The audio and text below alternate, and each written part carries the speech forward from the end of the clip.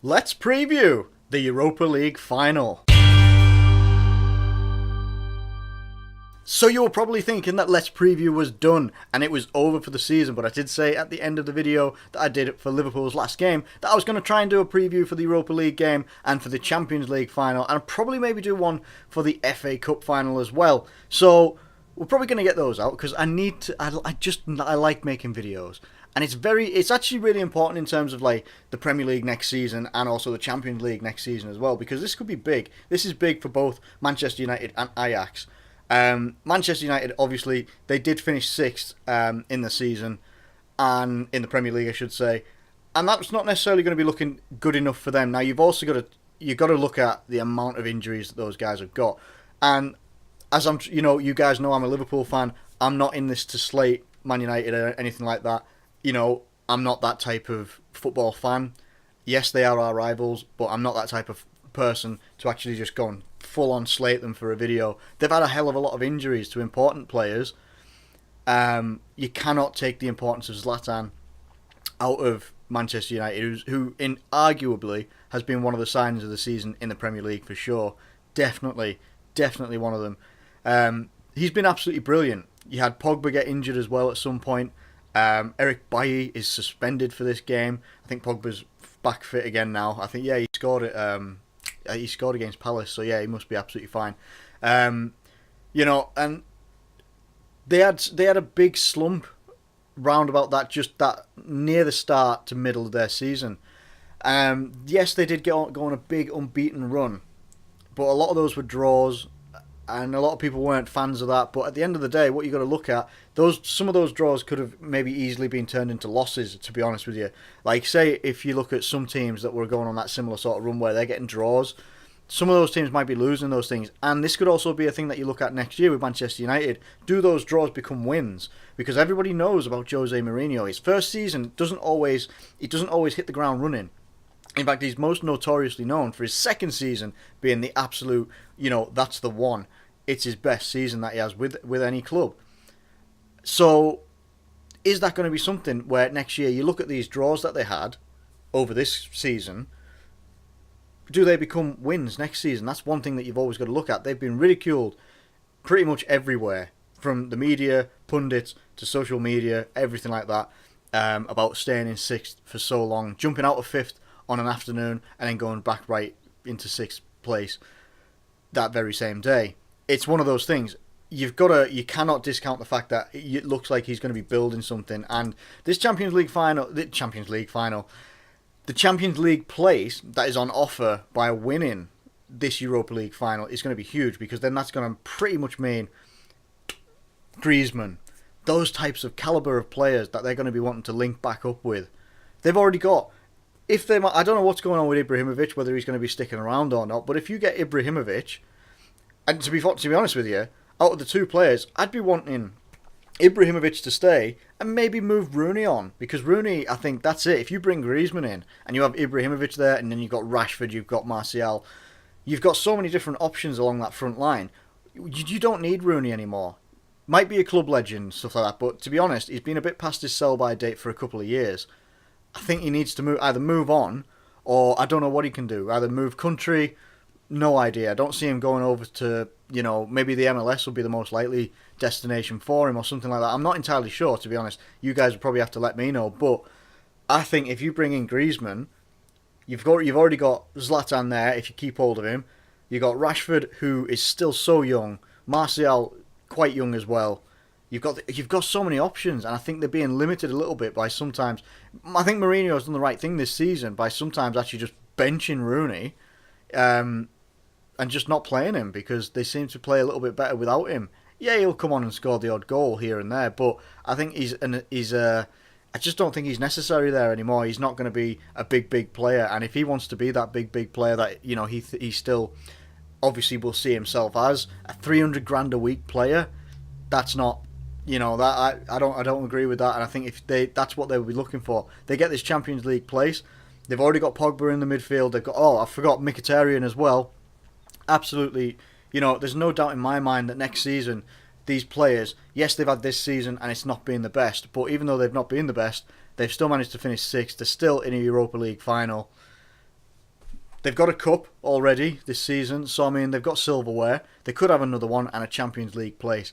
It's big, it's massive, and it could actually really turn Man United's season from maybe being looked at by some as being a bit of a failure, but it could actually turn it into a big success. 2 trophies in his first season with Man United and a place in the Champions League group stage. I don't want that to happen from a personal point of view, but from an English football perspective, to perhaps have 5 Premier League teams represented in the Champions League would be unbelievable. It would be absolutely amazing.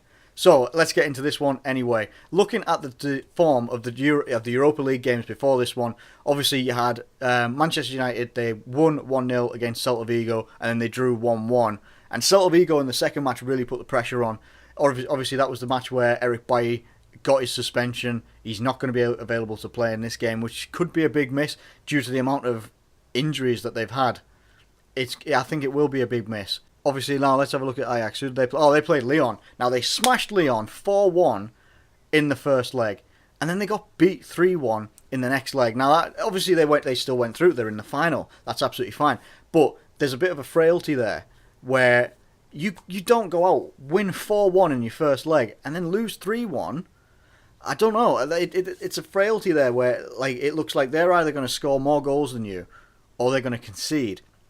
Now, the one thing that goes in Ajax's favour here is that, Manchester United have got some key players missing. But that doesn't take away from the fact that Anthony Martial and Marcus Rashford could tear this team to shreds. They really could. Now, if they're actually absolutely on it and on form, they get good service and delivery from the midfield, or they get, they track back a little bit, drop deeper, and run forward. Because, let's be honest, the two of them have got pace for days. You've got Mkhitaryan, who I imagine is going to be available for this game. I don't really, I've kind of just not looked at the injuries a great deal. They're going to have creativity all over the park. If you got Pogba in there as well, and he gets his passing on point, he hasn't scored that many goals this season, but if he smacks one just absolutely on the sweet spot and gets it right, he can also contribute in goals, never mind assists and passes from pretty much anywhere to pretty much anywhere as well. It could really go down like that. The only thing that's really going to let Man United down, is their defence. And you've got to look at key players for Ajax, such as Kluivert's son, for one. Looks like an absolutely unbelievable player. I think they've got Dolberg as well, who has been very much under Bergkamp. Has been I think one of the articles I was reading earlier today was he's a young lad, very very good prospect. He's been schooled by Dennis Bergkamp. Unbelievable, and they've done very very well to get this far. It's one of those things, isn't it? It's one of those things. It literally is going to be the youth of Ajax versus the speed, pace, maybe desire of Manchester United. I'm not saying that Ajax won't have desire, but the way Mourinho sets up teams is to have this siege mentality, and he's going to want them to go out to destroy. Whether that means go out and score and blast loads of goals, whether that means be extremely physical, or it probably will mean a little bit of a combination of the two, to be honest with you. I mean, don't get me wrong, on a personal level, I'm not a big fan of Mourinho. He's a massive He's a massively successful person. We get the sentence out eventually. He's a massively successful person pretty much at every club that he goes to. He at least gets trophies. But I just don't like the way that he plays. I think he's complained a lot this season, and he's been, complaining about obviously the fixture pile up and stuff like that. It happens to every team that's in cup competitions. It really, really does. It's one of those things. I think Carragher said it, or someone did anyway. Carragher or Gary Neville said it on Sky Sports. Is that if you're playing loads of games, it means you're being successful, or you're going on the right way to being successful, and that's what they'll be wanting. Because when you go in the Champions League, if they go in the Champions League next year as well, it starts all over again. You're going to be playing 50 plus games if you want to get all the way through. It depends what his priority will be next season. So, I mean, I don't know. I think that this game is pretty much in Man United's.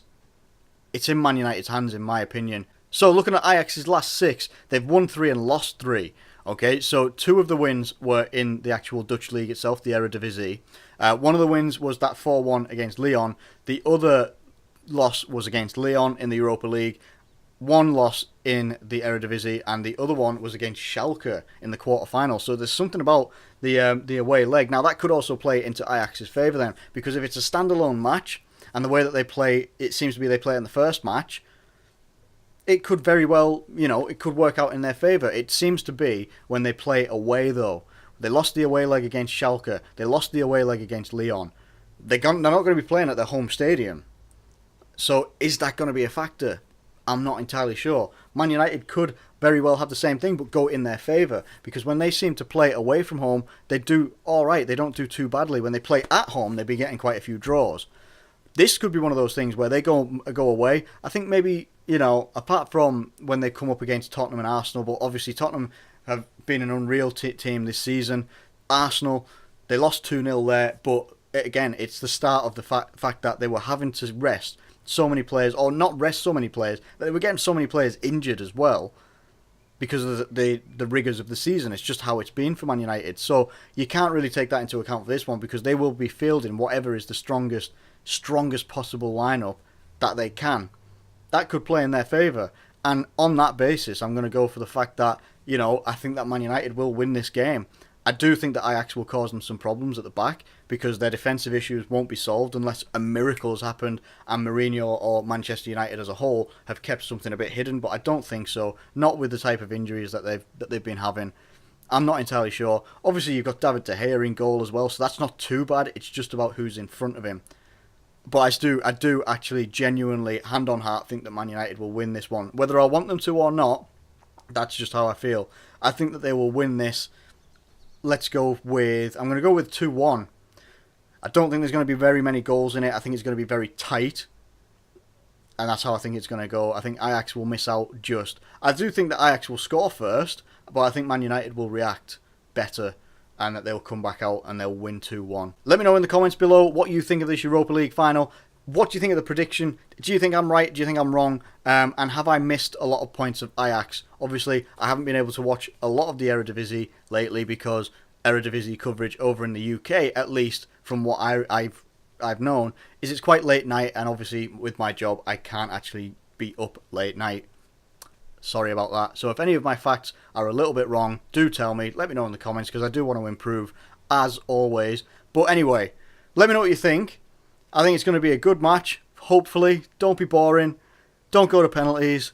Just, let's get it done in the 90 minutes, because I don't actually think I can stay up past the 90 minutes anyway. Let me know what you think anyway. I hope you've enjoyed the video.